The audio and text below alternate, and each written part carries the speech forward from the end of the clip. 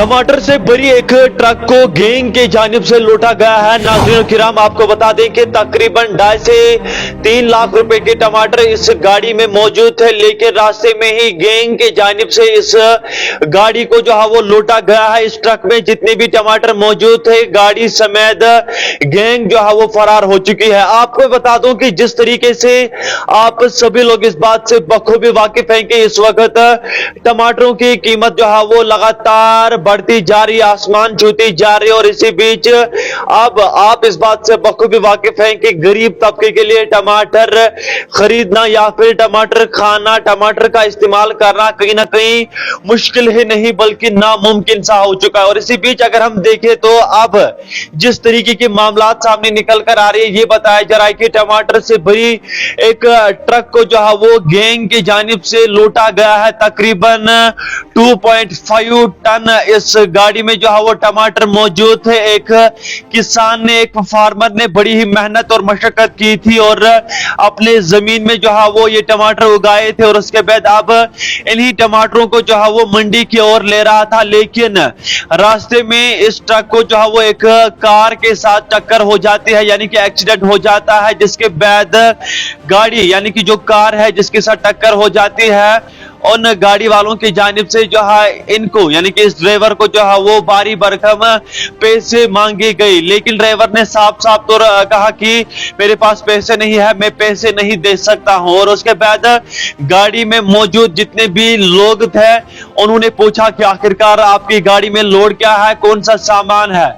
जब ड्राइवर की जानिब से बताया गया कि इसमें टमाटर है, और उसके बाद इन लोगों ने यानी कि जो ये गैंग है इनकी जानिब से इस ड्राइवर से जो है वो चाबी छीनी गई, और उसके बाद गाड़ी समेत ये लोग जो है वो फरार हो चुके हैं। अब आप खुद ही अंदाजा लगा सकते हो कि इस वक्त की सूरत हाल और सिचुएशन जो है वो किस तरीके की है, किस तरीके से जो है वो अब टमाटरों के हवाले से भी जो है वो चोरी की जाती है। इससे पहले अगर हम देखें तो जिस तरीके से दीगर सब्जियां होती थी, उसी तरीके से ये जो टमाटर है इसका भी इस्तेमाल किया जाता था, और वही वैल्यू जो है मार्केट में इस टमाटर को भी हुआ करता था। लेकिन अब जिस तरीके से टमाटरों की कीमतों में लगातार इजाफा किया गया और टमाटरों का वैल्यू कहीं ना कहीं बढ़ चुका है, अब अगर किसी भी सब्जी मंडी के अंदर जाते हैं, किसी भी सब्जी दुकान के अंदर जाते हैं, तो काफी कम दुकानदार ऐसे हैं या फिर जो सब्जी बेचने वाले लोग हैं, काफी कम लोग ऐसे हैं जिनके पास टमाटर जो है वो होते हैं, यानी कि जो टमाटर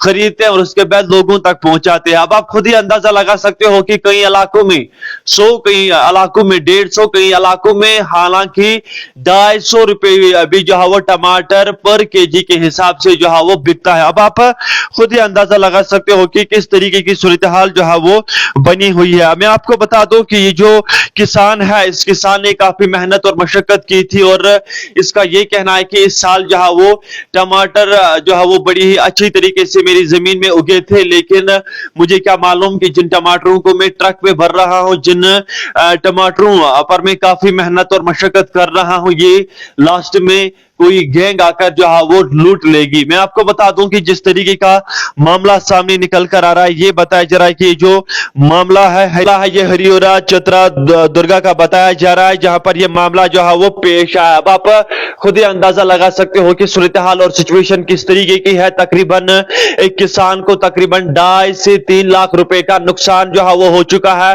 क्योंकि इस किसान ने मेहनत और मशक्कत की थी। अब ट्रक में अपने इन टमाटरों को जो है ये शख्स मंडी की ओर ले रहा था, लेकिन रास्ते में मौजूद गैंग स्टारों की जानिब से इस ट्रक को जो है वो लूटा गया है, और ये गैंग अभी भी फरार है। फिलहाल एक बड़ी खबर से आपको बाखबर करने की कोशिश की। आप सभी लोग इस खबर को शेयर करें और देखते रहे कश्मीर क्राउन अपने मेजबान वाजिद नजीर के साथ।